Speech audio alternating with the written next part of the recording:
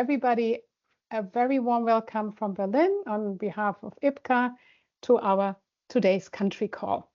Before we go into details, I would like to share some usual remarks. We start with the housekeeping, and this is as usual. As I said, please mute yourself while speaking. The presentation will be recorded and available later on our website. And also with this, we are sharing the slides. And for the Q&A session, please remember your questions or put them in the chat. We aim to discuss questions and answers towards the end, if very important, also in between. I'm going to moderate the chat. Now we are switching to our usual antitrust declaration. Please take a few seconds, maybe 30 or a bit more, to read through this as we adhere to these rules as IPCAA members.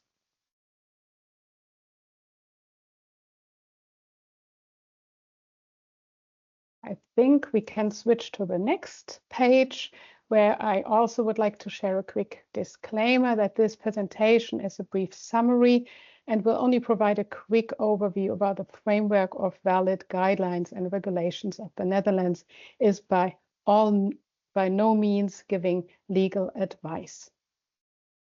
And on the next slide, I would like to draw your attention very quickly on a very important event end of January 25. This is our series, again, being followed in person, face-to-face meeting in Warsaw.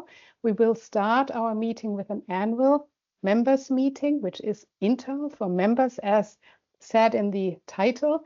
And we will focus on a very interesting topic, which is the Congress customer journey. And this will be, after half a day, continued by our compliance seminar, which is open to everyone on the call. And you are invited to register. If you could switch to the next slide, I can quickly look into the agenda, which is super tiny. But we will, on the first half day, focus on hot topics in compliance and break out into a few workshops. And on the next day, we will look into the future, setting the scene about the future of congresses related to compliance, and is that hindering eventually, provocative question, the future of congresses and further development. Check this out. Lita will share the link in our chat here, and also you can find it obviously on the website. But now let me go to our very nice speaker, Frederik from the Netherlands. Thank you so much for being here, Frederik. I would quickly introduce you to our audience. Frederik, you are a lawyer by education with degrees in international and Dutch law of the Universities of Amsterdam and the Duke University in North Carolina. You are now managing a corporate counsel firm called Brabus, specialized in advising companies and sector organizations in the regulated sector. We'll hear more about this later. Part of this work is acting as secretary for the board of the self-regulatory organization GCR and for the board of the Dutch Healthcare Transparency Register. And further, you are a legal advisor for several sectors, such as for the veterinary, human medicine sectors and medical device sector. My name is Angela von Bieberstein. I'm one of the co-vice presidents of IPCAA, and working in Bayer AG as Congress strategist and customer experience specialist. And now, Frederik, without further ado, I will hand over to you. Thank you so much. Thank you, Angela. Well, the next slide, please. This is the first slide, but doesn't need any introduction. The agenda is the next slide. We had the introduction, but I will first give an overview of the organization, the self-regulatory organizations next to the public law supervision on the pharmaceutical advertisement rules. Further, the importance of the ban on public advertising in mixed events where you have healthcare professionals and so-called non-healthcare professionals. Then the inducements and hospitality during events, and finally the transparency rules in the Netherlands. If we first go to the CGR, in short, next slide. The CGR is a foundation where several associations are affiliated with.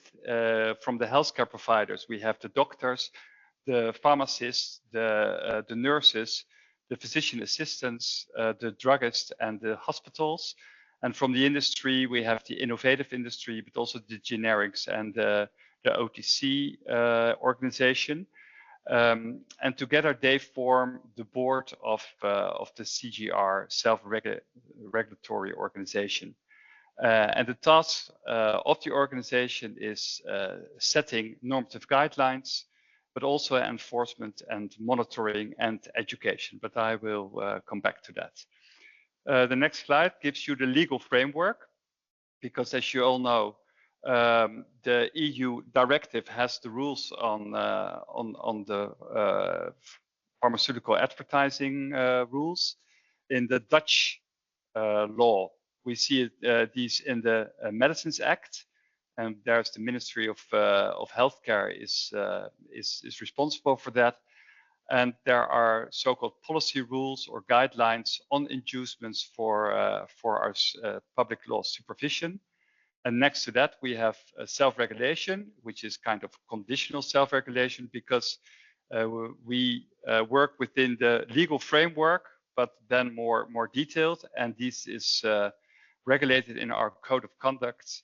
And there's also a code of conduct on the advertising towards the public for the OTC products. If you push another button, we have the same regulatory framework for medical devices.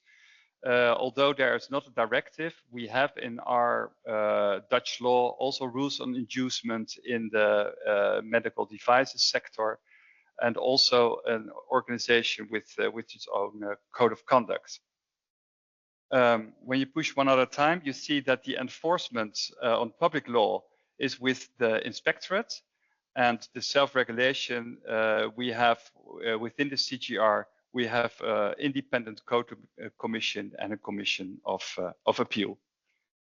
The rationale of the code is, well, like the law also sets that the interactions between pharmaceutical industry and healthcare professional, that they should improve the quality of care and the care for patients, and the choice of medicines should be made on medical grounds and not and undesirably influenced by industry. So we have our code of conduct with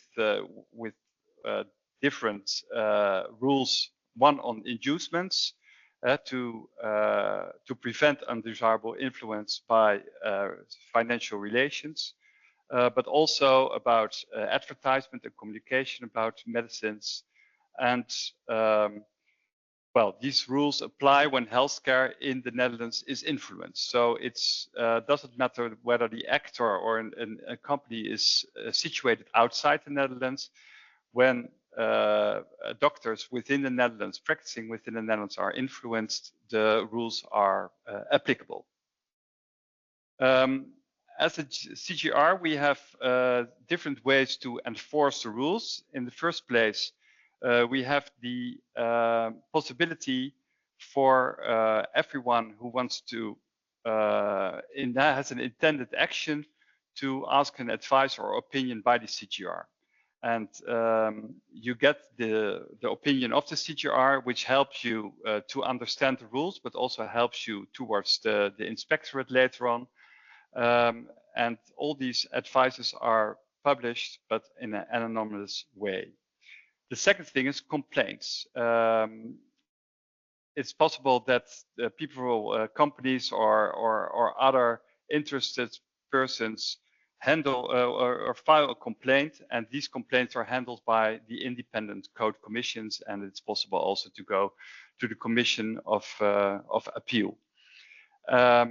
These decisions are binding for the members of the associations that are affiliated with the CGR, and all the decisions are also published on the website by name. And the second enforcement by CGR is monitoring.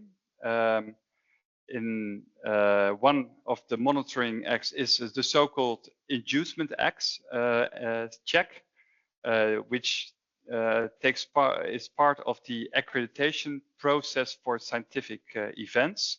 Before you get accreditation, you have to go to some kind of check whether the event is in conformity with the inducement rules. And we have pre-examination of so-called serious signals. These are not the formal complaints, but when the CGR gets a signal that there might be an infringement, the CGR can do its investigations toward it.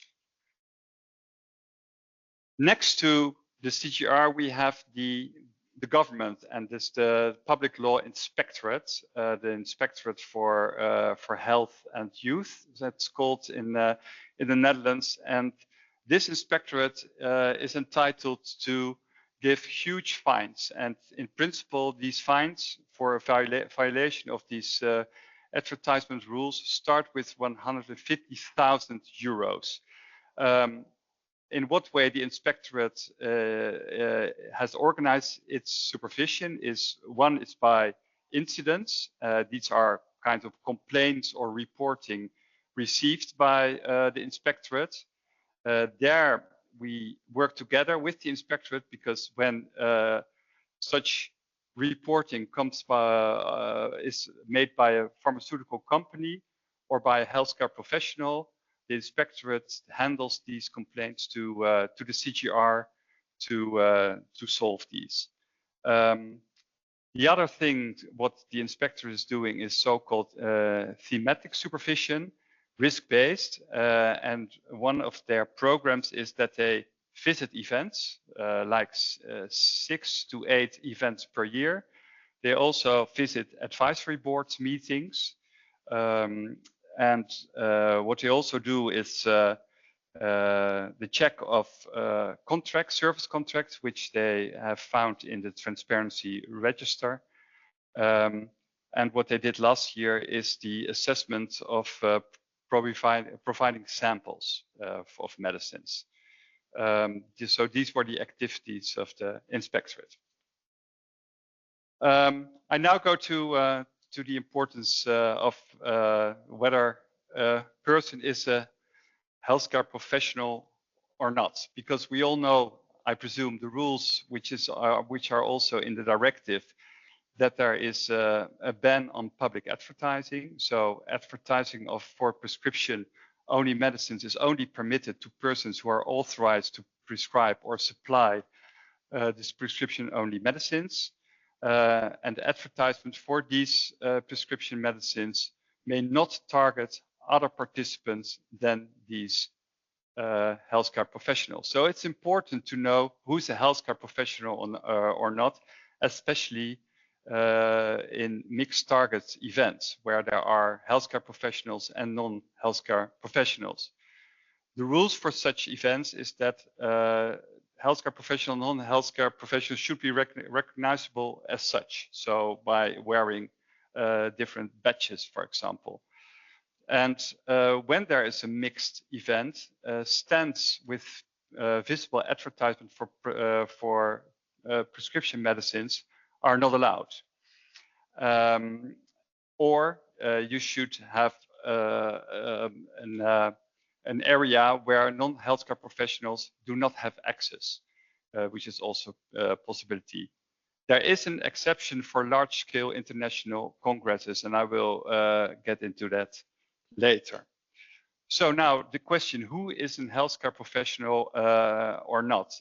In our Dutch law, the Medicines Act, it says which professions are healthcare professionals, which are the doctors, the pharmacist assistants, the dentists, the midwives, physician assistants, the nurse practitioners, and specialized nurses, which mean that the following persons do not qualify as healthcare professionals, which are the medical students, regular nurses, the dental hygienists, supportive general professional practitioners, also patient advocates. They are considered as the general public. How do you recognize, for example, that a nurse is not the regular nurse, but a specialized nurse with some possibilities to prescribe medicines? You can see that in our special register for individual healthcare professionals, which is called BIG in the Netherlands.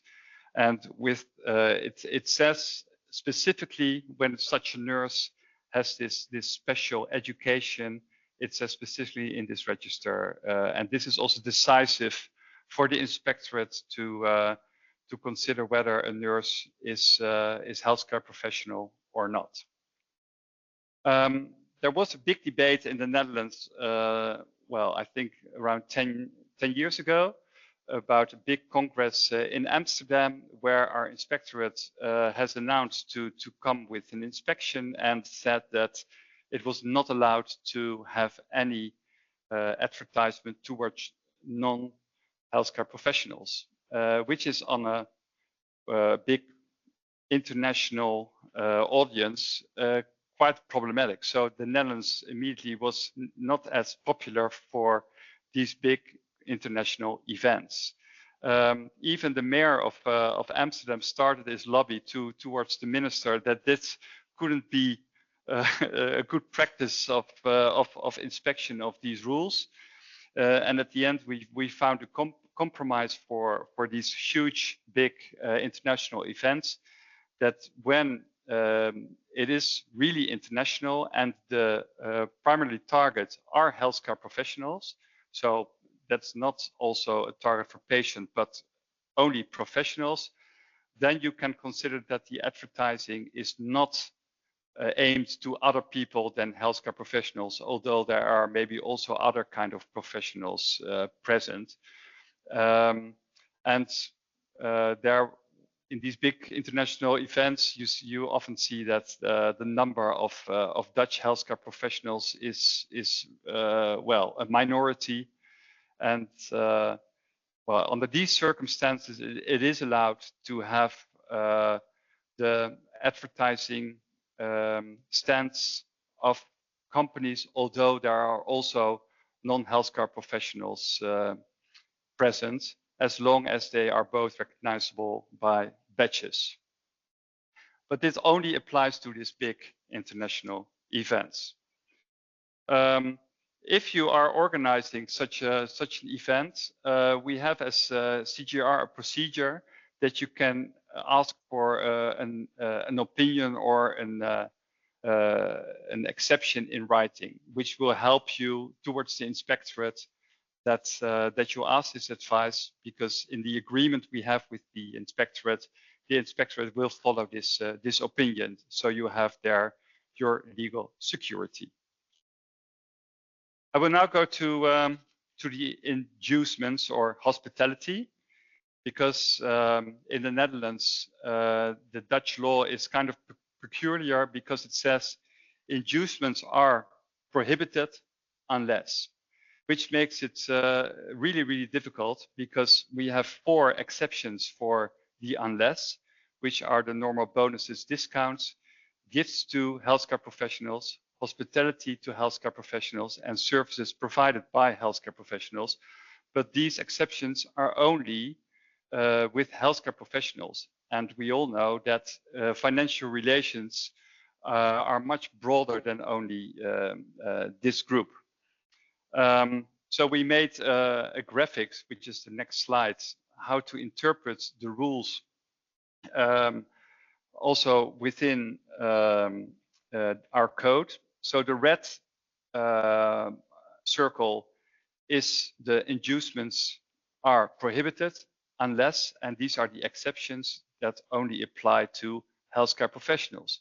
But you also have financial relations that are related to prescription medicines or dispensation of pharmaceutical products, which are in scope of our code.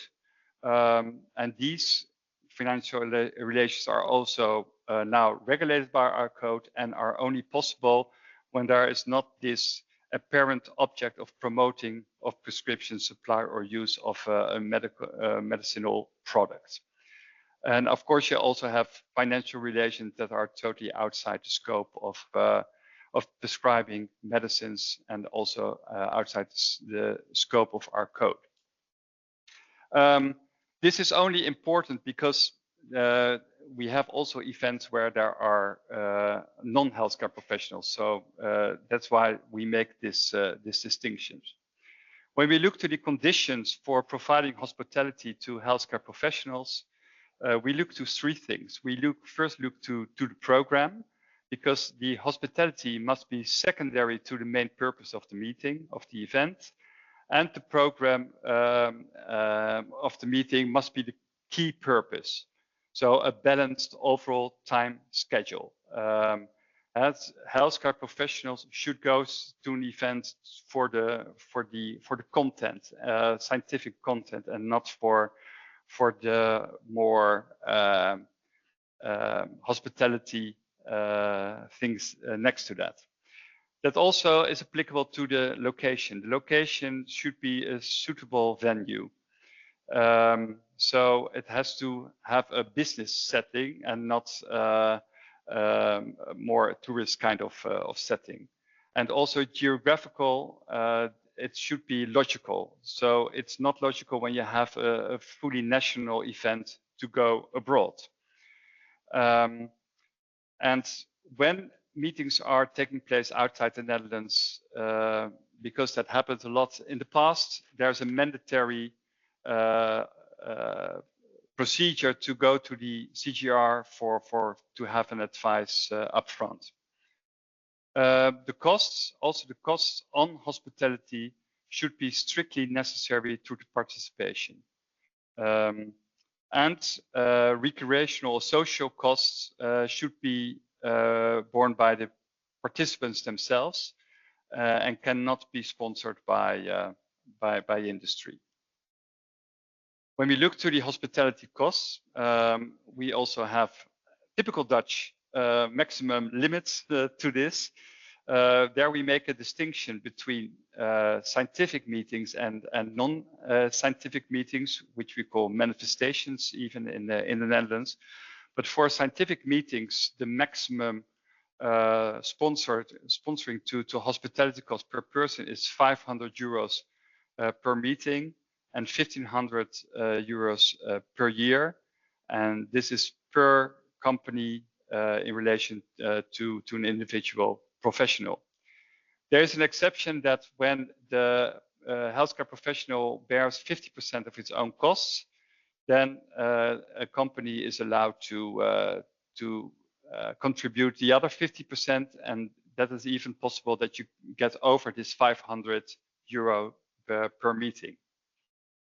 For non-scientific meetings, there it's considered that these meetings are promotional, and there the maximum amount on hospitality cost per person is 75 euros and 375 euros per year, also per company towards an individual healthcare professional.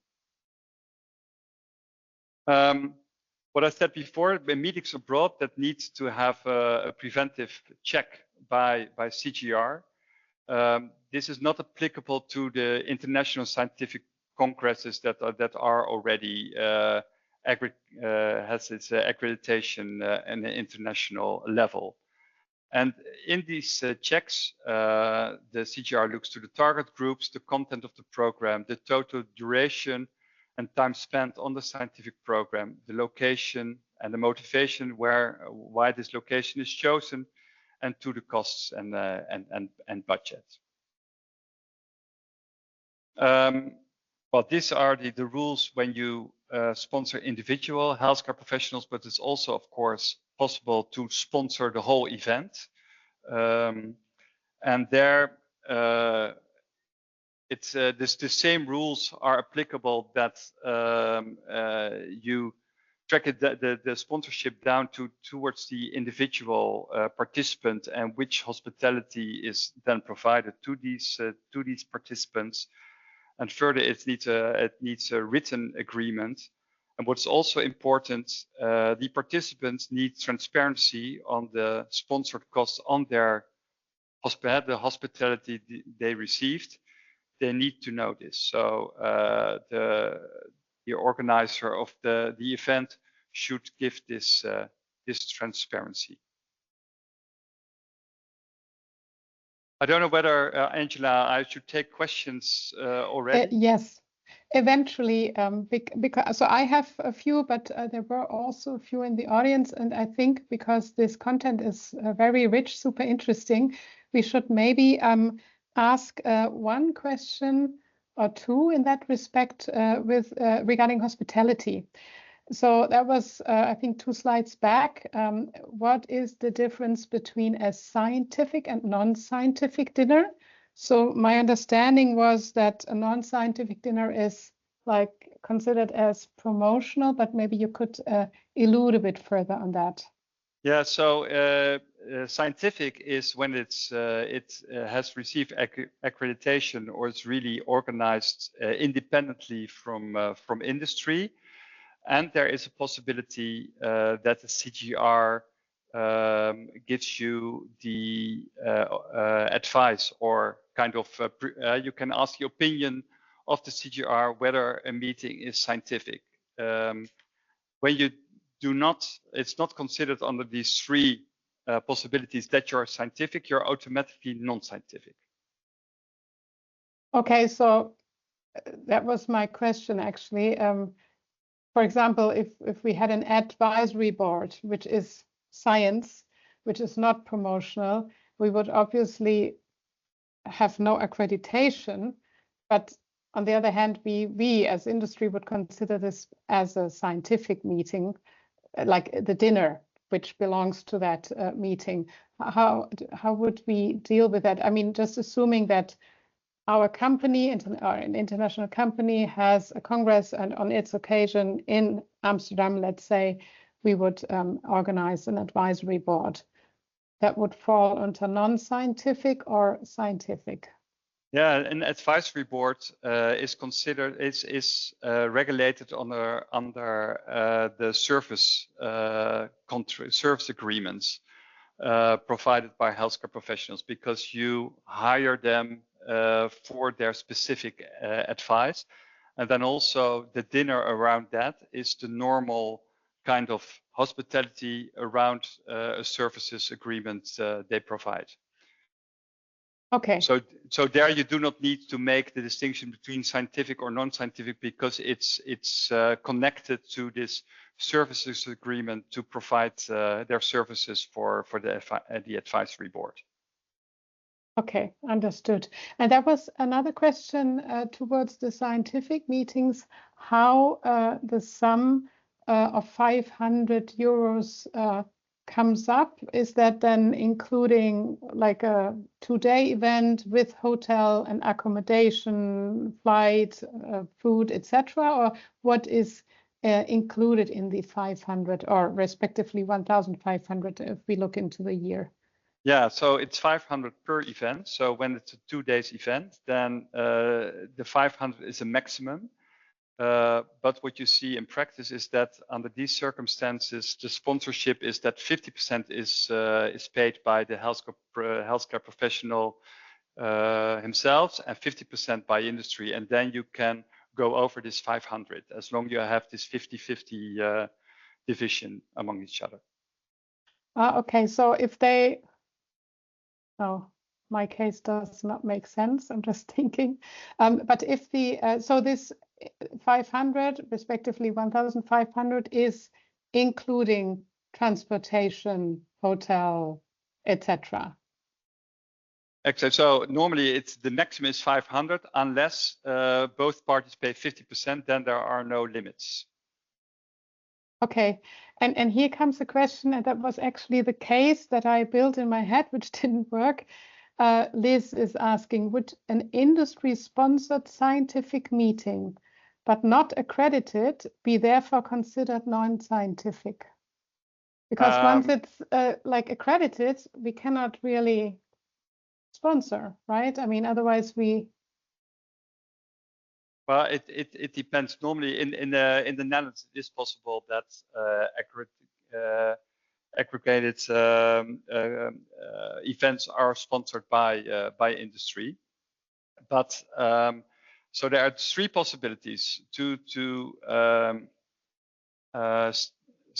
determine whether an event is scientific. One is aggregated. The second is that it's really independently organized, and then it can be sponsored, but it's independently organized. And the third possibility is that you ask the upfront opinion of the CGR.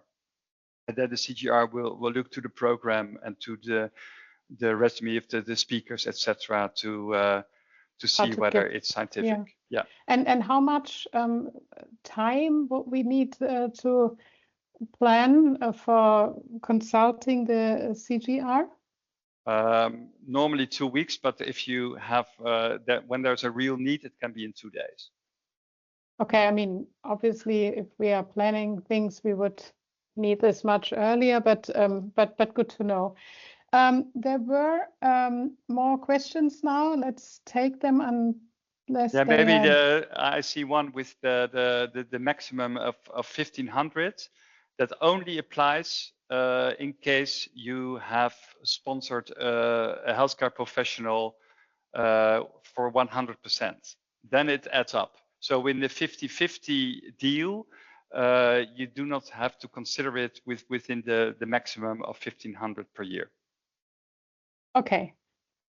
The question before that was whether you could add eventually a few examples, as you just mentioned them, about what is scientific, just maybe 1 or 2 examples, and what's considered to be non-scientific meetings. So for people who read the slides, they have an idea. Obviously, I do not know all these international events, no. Unfortunately. But the big international events where you have more than 10,000 participants are normally considered as international events where you do not need any upfront opinion from CGR. Okay. These are scientific because they are internationally considered as scientific. Okay, but at least, I mean, if you don't have obviously all the examples in your head, if you could add eventually a link where this could be looked up, that would be fantastic. And there is one other question, a very good question. We should have maybe talked about that before. What is accredited? What do you mean by accredited? Are these CME accreditations, like through UEMS or IACME, or what is meant by when you are using the word accredited? Yeah, that's we have, of course, and I think it's exists in every country. But in the Netherlands, you have this scientific associations from the different specialists of healthcare professionals that do the accreditation for certain events, and I assume the CME is more international.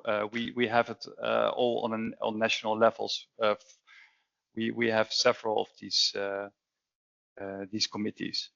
Yeah, but that's basically on a national level or international level, the typical sort of what we talk about when we talk about accreditation. Okay. Yes. So let's have a look very quickly into the next questions. How many slides do we have still? Because I don't want to interrupt the flow of. Well, maybe So maybe I should first say something about the public laws supervision, because that's so maybe I can then, in that case, I can add one more question and then we touch base on the other international question later.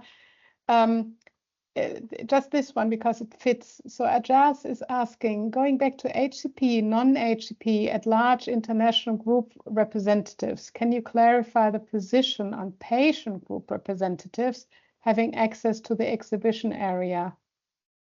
Yeah, when it's these are the real patient advocates that have also their education to be a patient advocate, then they are also considered as a professional.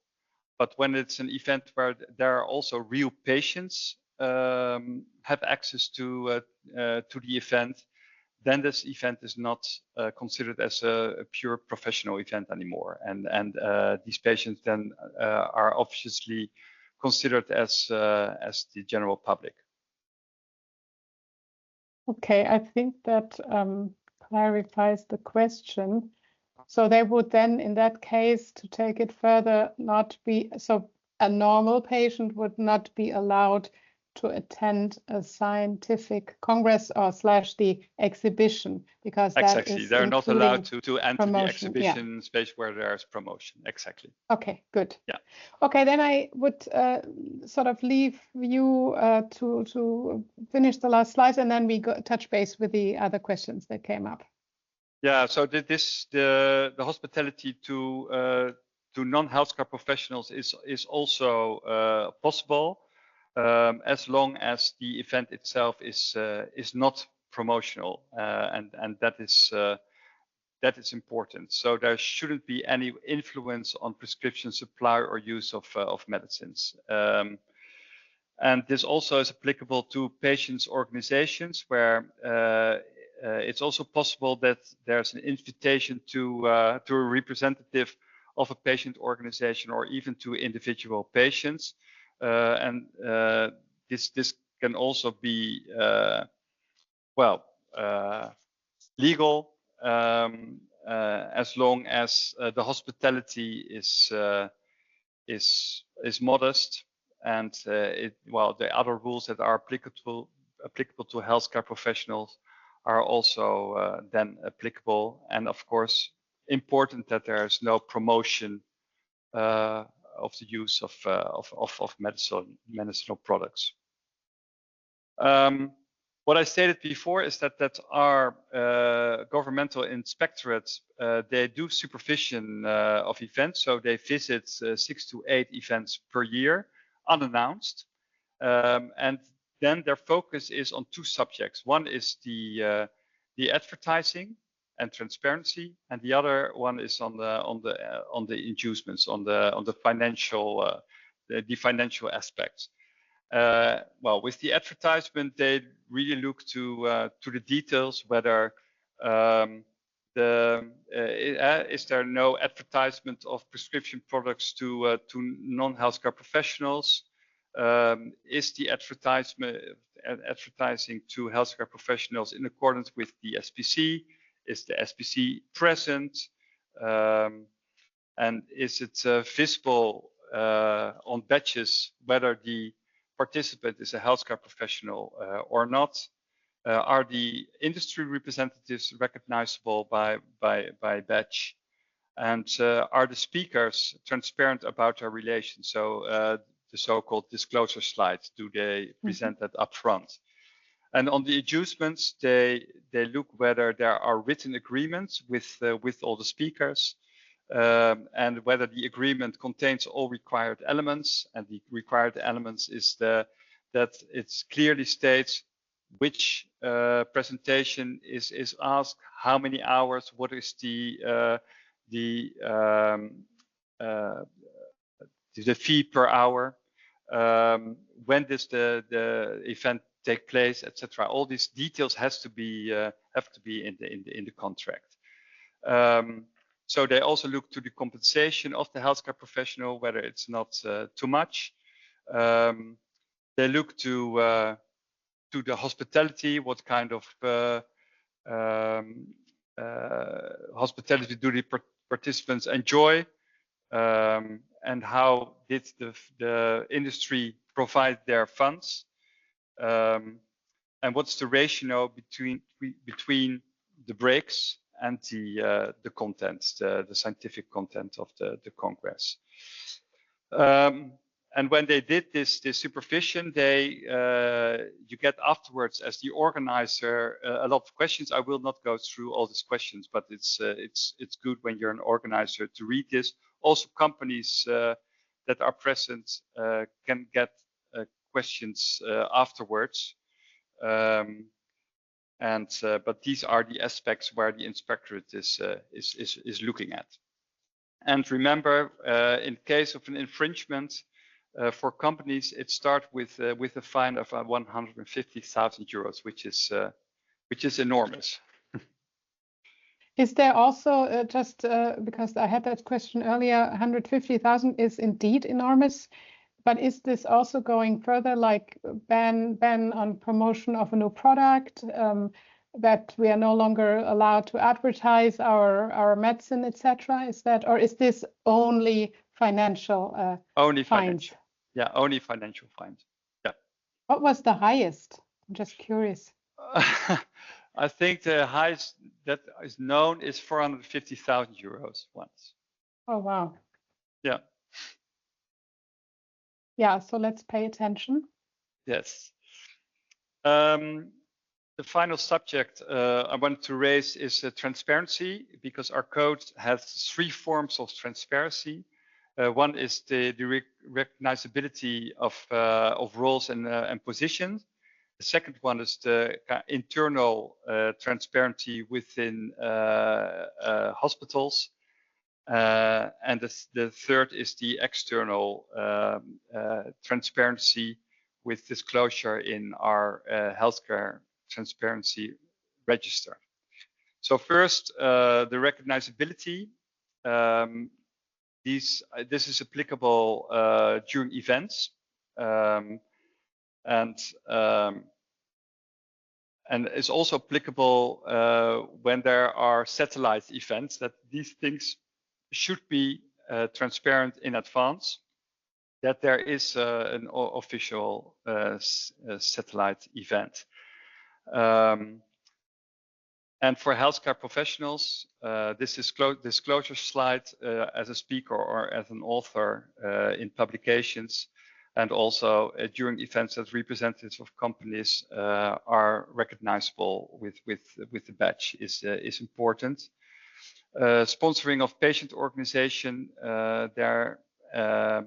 apart from companies, also patient organizations themselves need to be transparent about received sponsoring. The second subject is internal transparency, which means that the board of directors of hospitals need to give their approval of when one of the doctors within their hospital is providing services.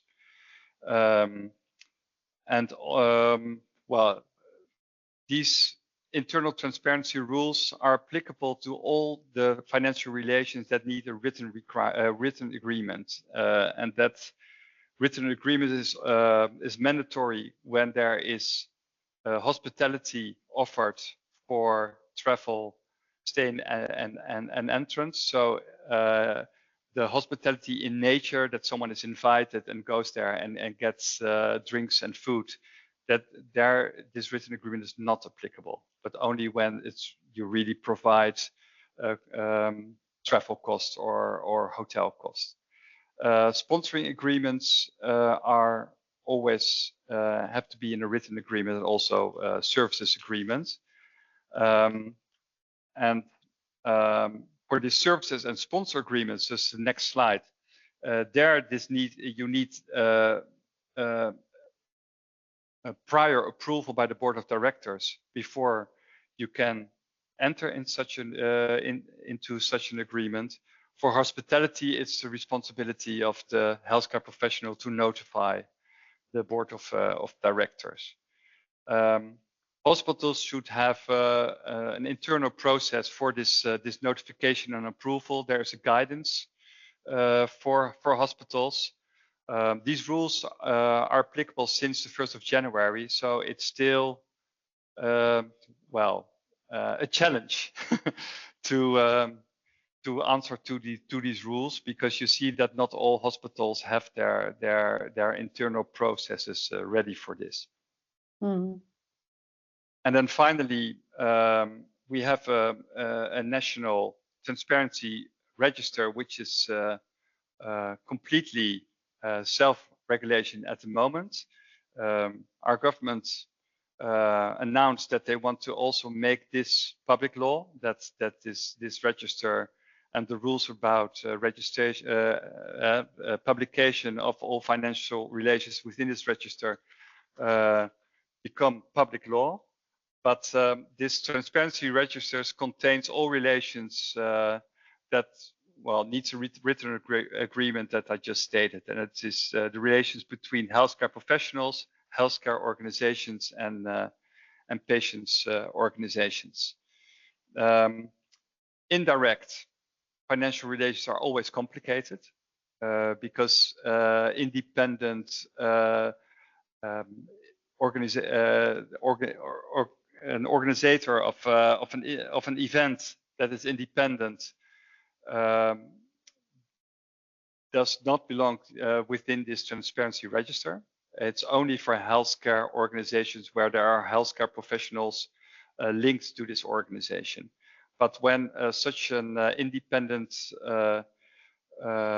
company works for a pharmaceutical company, as there's an assignment, then there's an indirect relation that the pharmaceutical company should register these the relations directly with the healthcare professionals that, for example, are asked to give a presentation. So these rules, and I think it's in every country, are kind of are complicated. Do you know, sorry to interrupt, Frederik, but there is a really related question. Do you know when this transparency law may become reality? Yes, our government says they're working on it, but it will take at least 2 to 3 years before it is reality. But it is on the agenda, and the ministry is working on it. Yeah. Great. Which is important for the Netherlands is that we have a threshold of 500 euros. So that is different than other countries, but under the 500 euros per year, cumulative, you do not need to register within the transparency register. Yeah, this is an example how it looks within the transparency register. You can search on name or the unique number that healthcare professionals has, or the company number of within the companies. You can find the organization.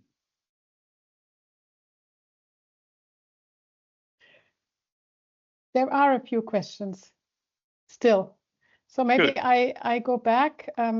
So maybe I go backwards now because that's related to a question that we had already.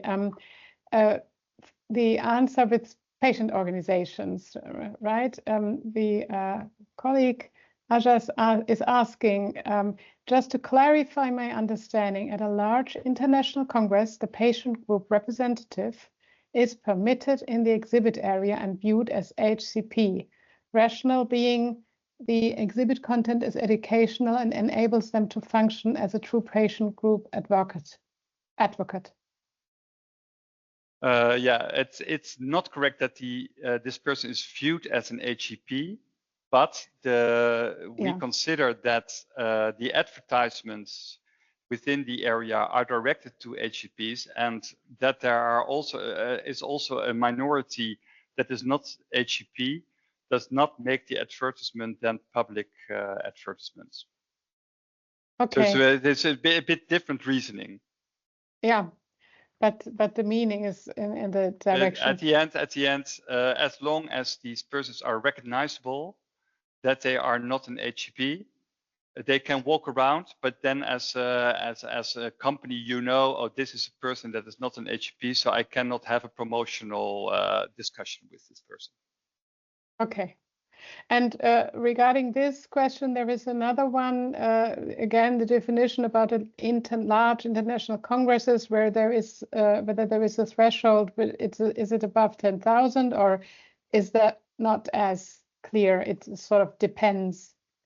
It depends, and if you want to have clarity, there's this possibility to ask the opinion of CGR, but our inspectorate clearly stated that this exception is not applicable to our national congresses and events.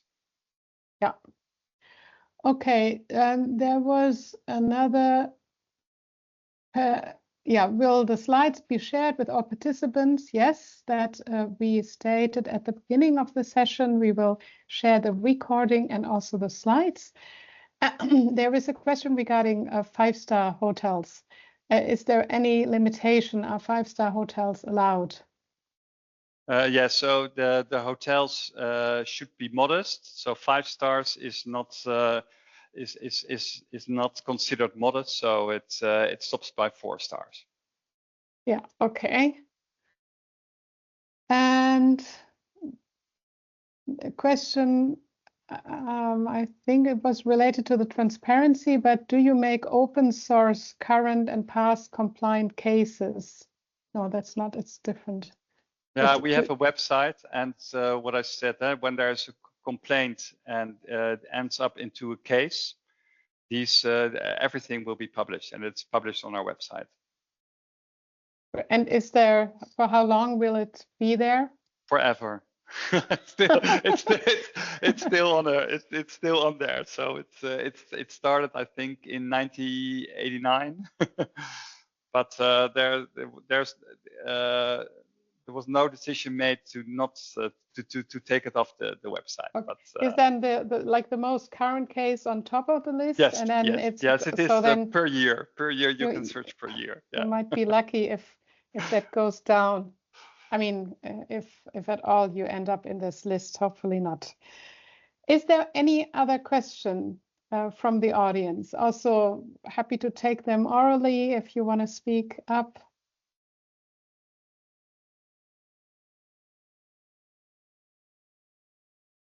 It does not seem the case. So in this case, it's on me to thank you, Frederik, for your fantastic presentation and overview. It really helped me a lot again, yeah, to deep dive. And I hope that you in the audience had fun and also understood the cases and have been getting the answers to your questions.